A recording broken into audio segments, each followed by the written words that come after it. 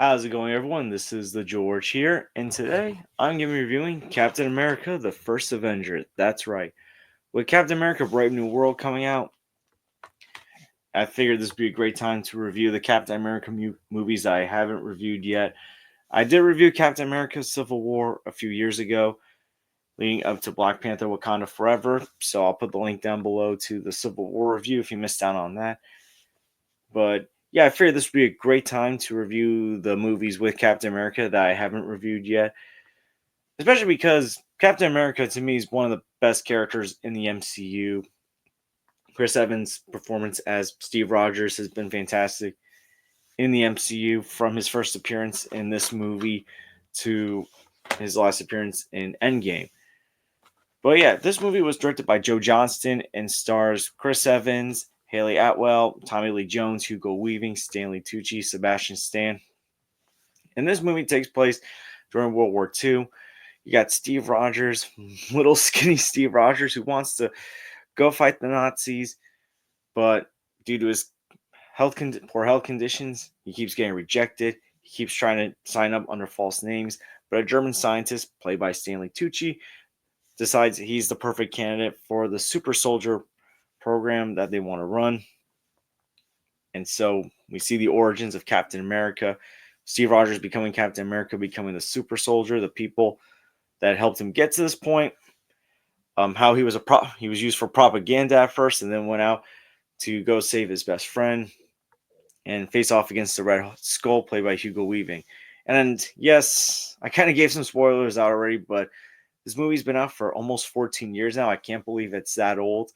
So if you haven't seen the movie yet, go check it out on Disney Plus or rent it, buy it on DVD or Blu-ray. Go support physical media. But if you have seen it, then yeah, stick around. But yeah, I remember this was the first MC movie that I saw in 3D. It came out in the year 2011. More movies were coming out in 3D. It came out the same summer that I saw movies like Transformers, Dark of the Moon, and Harry Potter and the Deathly Hallows Part 2 in 3D. So this was following the trend. And I will say, I think the 3D was fine for this movie. I don't know if I can't remember if it stood out as much as other movies, but I would say it was better than other movies that came out in 3D. You mean when you have like Captain America's shield being thrown around 3D? That's pretty cool and impressive. But I remember I was really hyped for this movie. This was one of my most anticipated movies of 2011 because I love history. I love superhero movies. This was a great combination. You have superhero movie taking place during World War II. We already had X-Men First Class come out in the same year where it takes place during the Cuban Missile Crisis. And that was a great movie. So with First Avenger, let's see what can happen. And Joe Johnston, this is a director that he's got some really good stuff that I grew up with, like Honey I Shrunk the Kids, Jumanji, Rocketeer. Also, doesn't have the best record. I know he's directed Jurassic Park 3, my least favorite of the original Jurassic Park movies. He also directed the 2018 Nutcracker movie, which I didn't see, but I heard bad things about. But this is also someone who worked on visual effects and art with George Lucas on the original Star Wars movies and the first two Indiana Jones movies.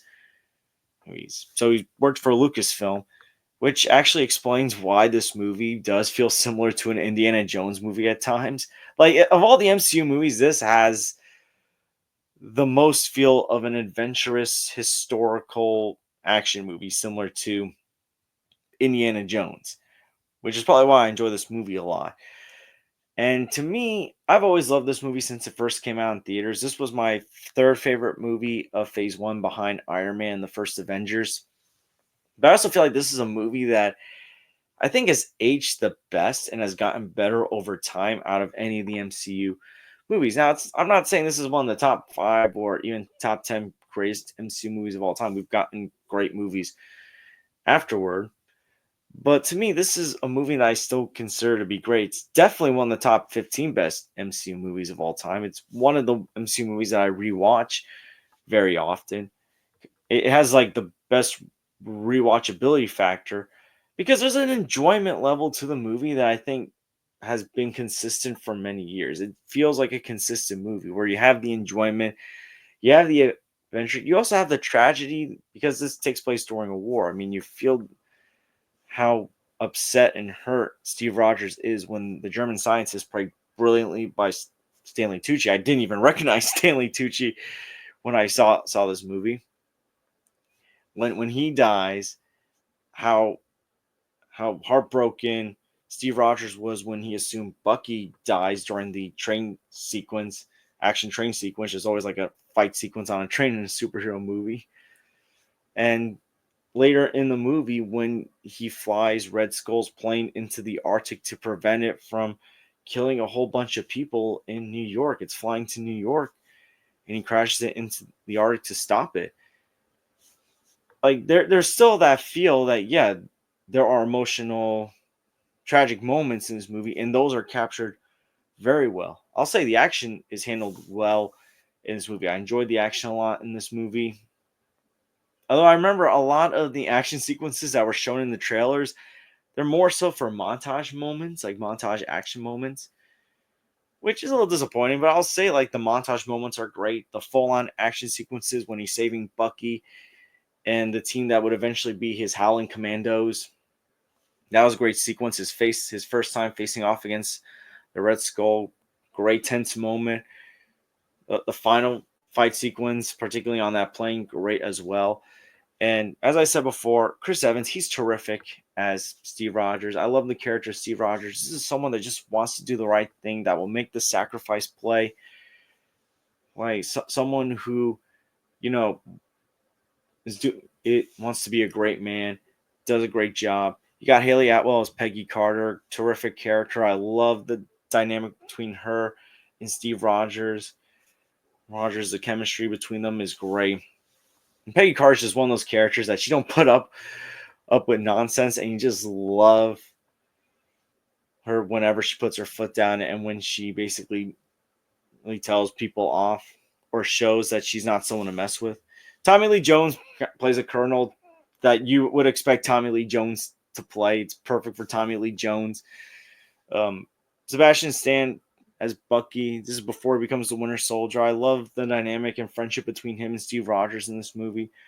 Bucky, starts off as the popular, cool, strong one until Steve Rogers becomes Captain America. But yeah, Sebastian Stan did a great job in this as well. Hugo Weaving as the Red Skull. This was the casting that I was looking forward to the most. And I would say he did a fine job. It's not the best villain performance. It's also not the worst. Now, this is just my theories. It feels like they wanted to do more with the Red Skull post First Avenger. I never bought into the fact that this character died, which is why I was well, it was a surprise that he was in Infinity War, but it was no surprise that Infinity War revealed he was alive on Vormir. But it's like, this is someone that's really crucial to the story of Captain America. This is the villain that you first think of when you think of Captain America. Even if you're not a diehard comic book fan, if you've just read a few Captain America comic books, seen some of the Avenger cartoons or Captain America cartoons, anything Captain America was in, or even video games involving Captain America, the first villain that you think of when you think of Captain America is Red Skull. I don't know if that was because Hugo Weaving just had no interest in the role after this movie and they couldn't get him back and they finally decided to recast him for Infinity War. But it just feels like there was wasted potential with Red Skull in the MCU overall.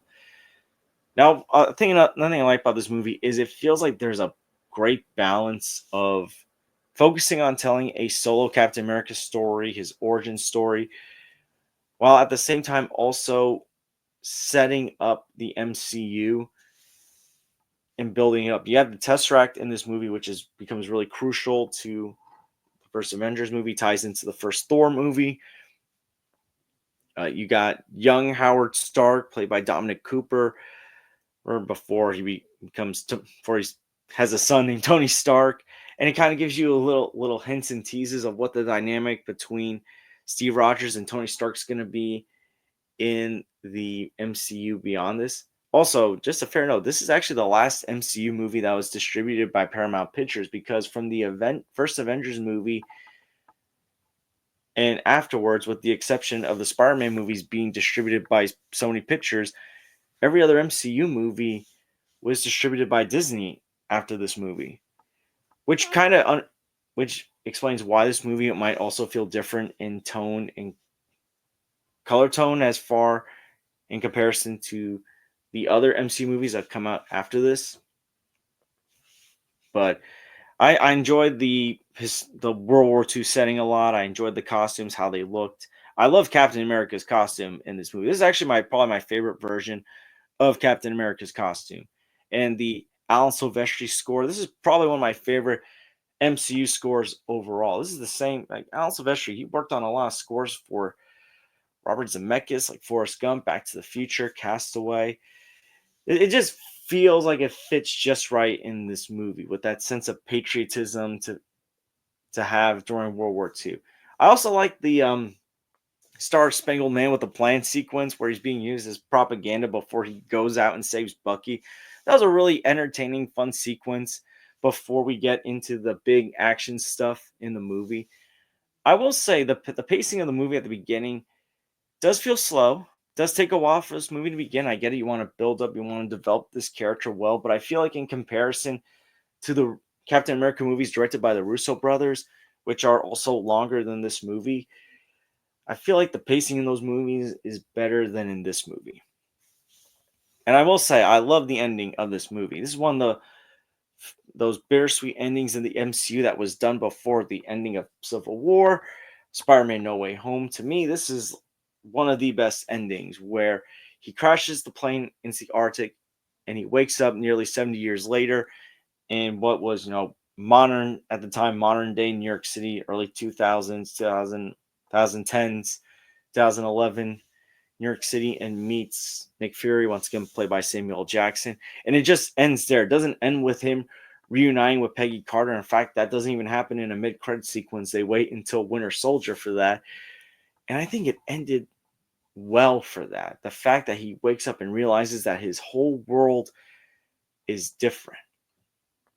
And yes, to me, Captain America, the First Avenger, is one of the most underrated MCU movies. It used to be mind-boggling to me that this movie had a 6.9 out of 10 stars on IMDb. To me, this is one of the gotten better over time MCU movies that has a great origin story for one of the best characters in the MCU. Has a great supporting cast. Like, this has one of the best casts in the MCU, in my opinion. This is like one of the few times that it feels like a supporting cast feels like a supporting cast. Sometimes I feel like MCU movies today, unless your supporting cast consists of other superheroes, your supporting cast is kind of minimal. Minimal. That's just how I feel based on how I see some of these other movies. And to me, this was the Captain America movies. We don't know how Brave New World's going to turn out. To me, the Captain America movies are the most consistently good MCU movies out there, especially compared to the Iron Man trilogy and the 4 Thor movies we've gotten. And yes, the Guardians of the Galaxy trilogy is also consistently good. The Spider-Man trilogy in the MCU is consistently good, but to me, it was the Captain America movies that did it first. Yes, this is the weakest of the trilogy, but it's still a great movie. And I love what the Russo brothers built upon from this movie. But yeah, great costumes, great action, great performances, great score. Captain America: The First Avenger is one of the most underrated comic book movies overall, and I'm going to give this movie an A minus. I think you should check this out if you haven't already, or go revisit it. But yeah, those are my thoughts on Captain America: The First Avenger. And what you guys think about it? Did you love it? Did you hate it? And what do you think is the most underrated MCU movie? Let me know in the comments down below. And I want to thank you guys for watching. Please like and subscribe already if you haven't. Please share this with someone who loves the Captain America movies in the MCU. And I hope to see you guys real soon. Take care, everyone.